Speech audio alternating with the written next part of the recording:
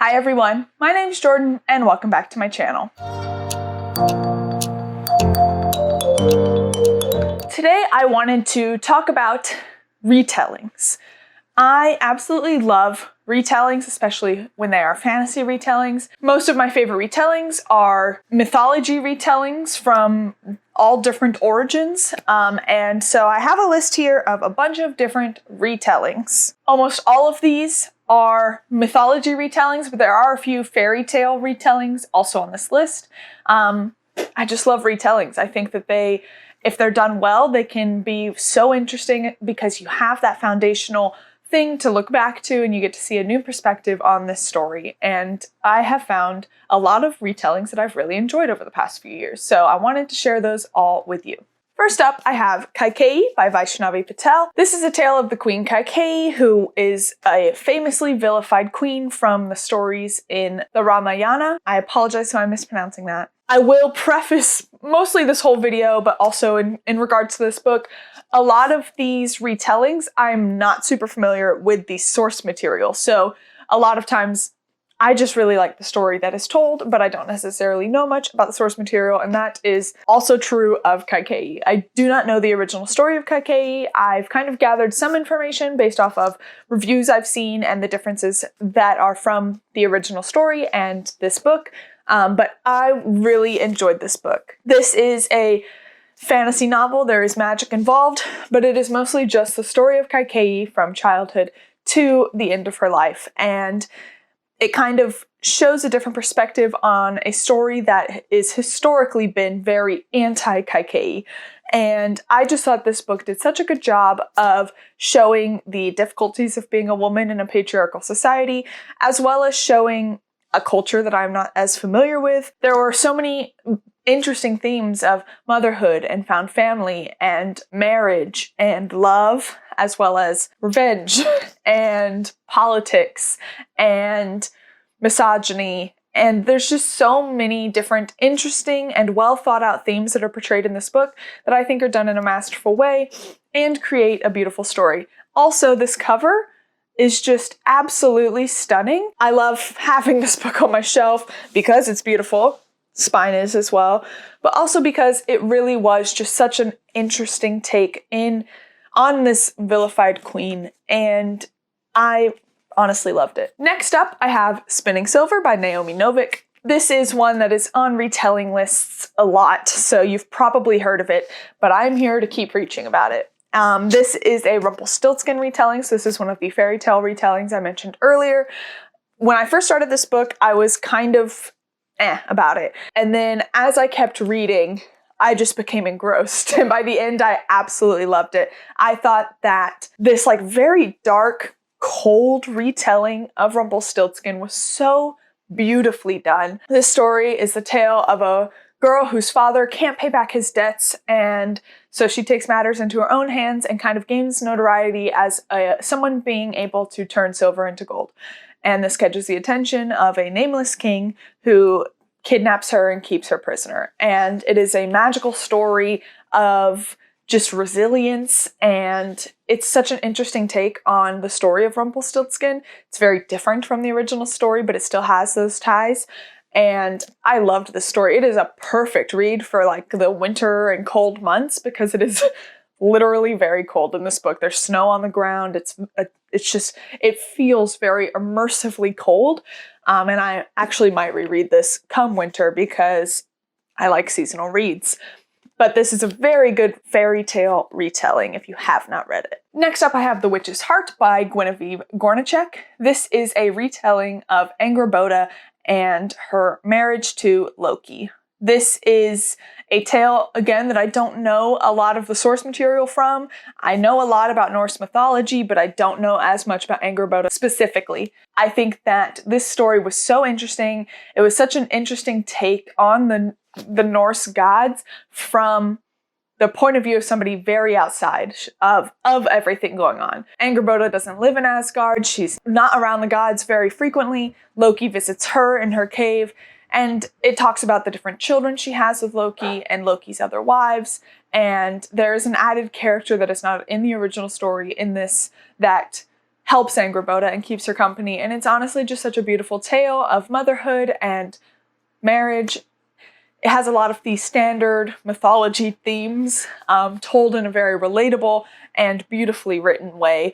And I really, really loved this story. Next up, I have A Spindle Splintered by Alex E. Harrow. This is a novella, very short book. It is a Sleeping Beauty retelling, and it is a portal fantasy. It follows a woman with a chronic illness that grew up absolutely loving the Sleeping Beauty story.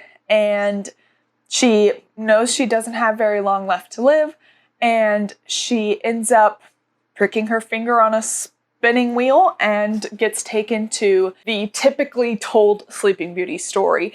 So she is taken back in time to this castle with a different Aurora, and together they must save themselves in this cruel world.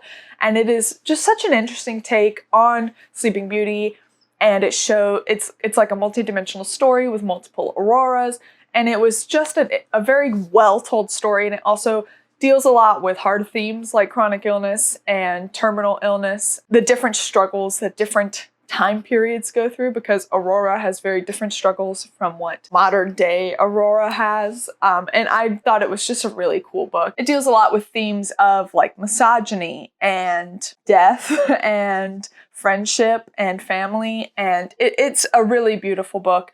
And it actually doesn't have very good ratings on Goodreads, which surprises me because I really enjoyed it, but I think it's worth the read. Next up, I have Juniper and Thorn by Ava Reed. This is a retelling of the juniper tree, which again, I do not have much context for. I don't know much about this juniper tree as a story, but I really liked this gothic horror retelling. I really didn't know what to expect going into this book, and definitely check the trigger warnings because there is a lot of body horror in this book, but it ended up being a very captivating story. It had a very naive heroine, and it had, again, a lot of body horror. There was abuse. There was a lot of very dark themes that were told in a very interesting and graphic and scary way. This book was definitely scary and gross and gritty, and again, deals with very stereotypical retelling themes of family and loss and power, and it was just very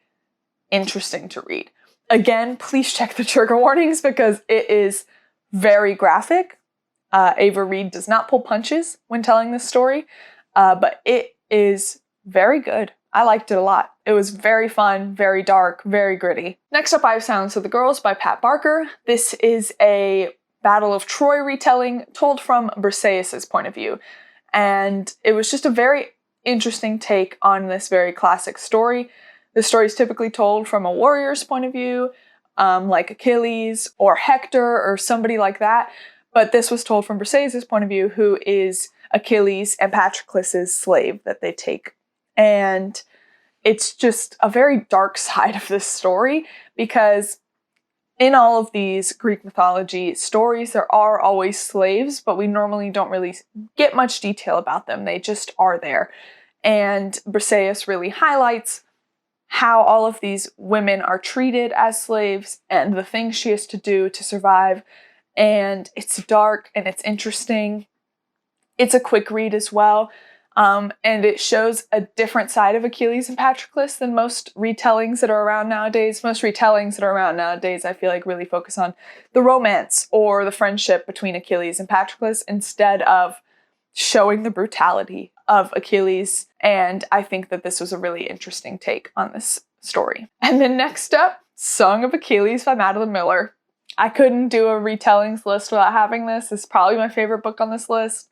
The Song of Achilles is the story of Achilles and Patroclus from young boys to adults. And it is very romance heavy, but also still very beautiful and tragic. And I cry every time I read it. When I say I cry, I'm not like, oh, it's so sad. It's more like a full ugly sob where I can't breathe and snot. And it is not a pretty cry. It is a very distraught cry.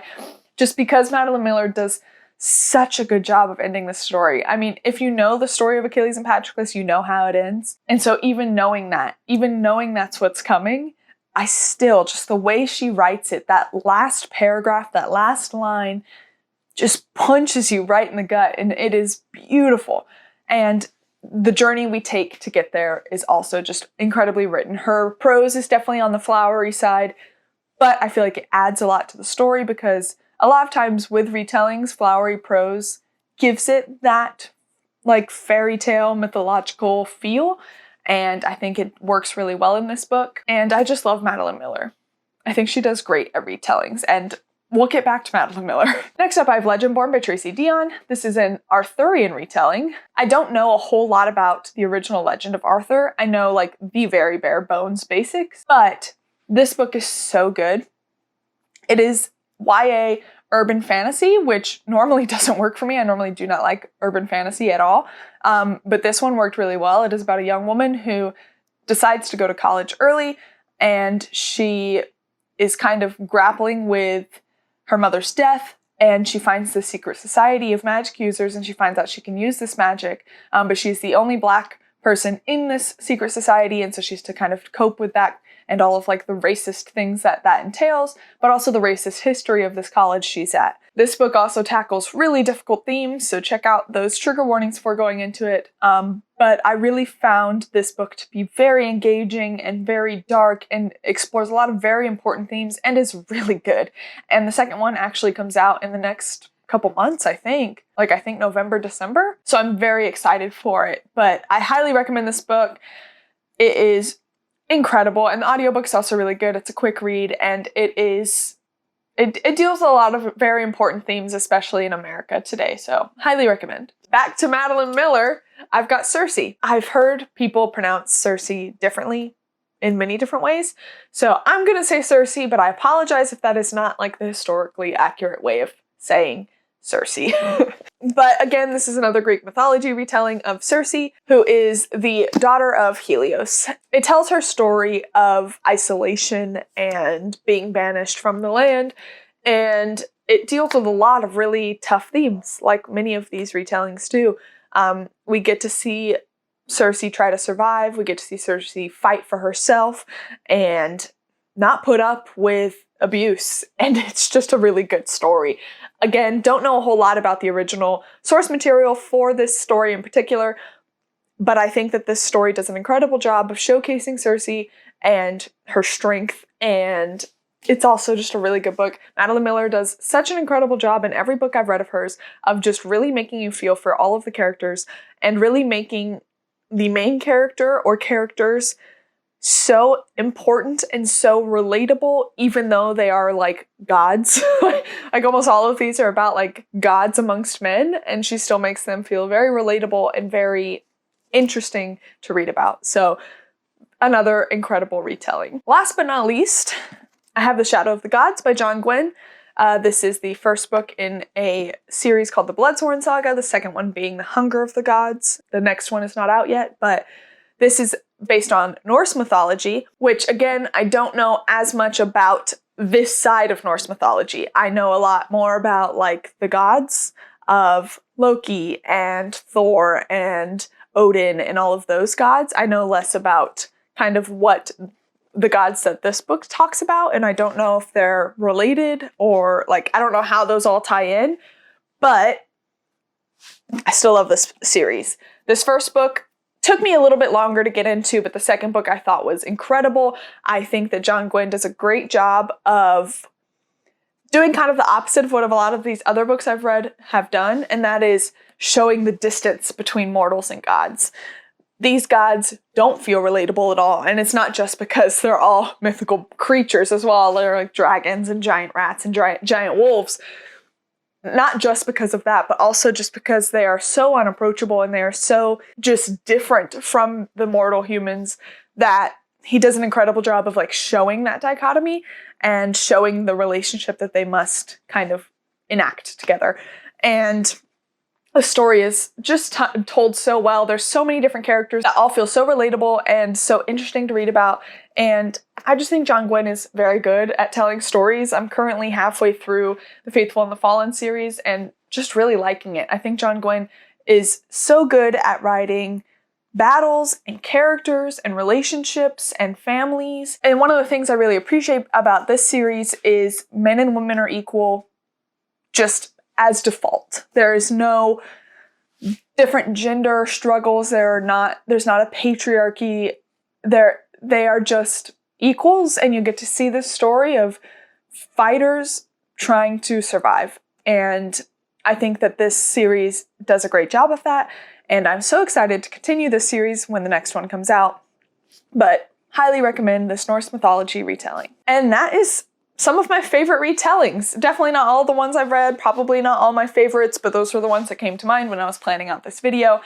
I love retellings, and I think that a lot of times, while they can sometimes be a little preachy, I think that due to their nature that it normally really works for me, and I really enjoy reading them. If you liked this video, please like, comment, and subscribe. Let me know down below some of your favorite retellings, because I'm always looking for new ones, especially if you have ones that are non-European. I feel like many of the ones on my list were European retellings, just because I haven't seen a lot of other ones, and maybe that's because I'm not looking in the right places. So let me know down below if you have any non-European retellings. If you really like my content, please hit the notification bell to be notified every time I post new videos. As always, your support means the world to me, and until next time, thank you guys.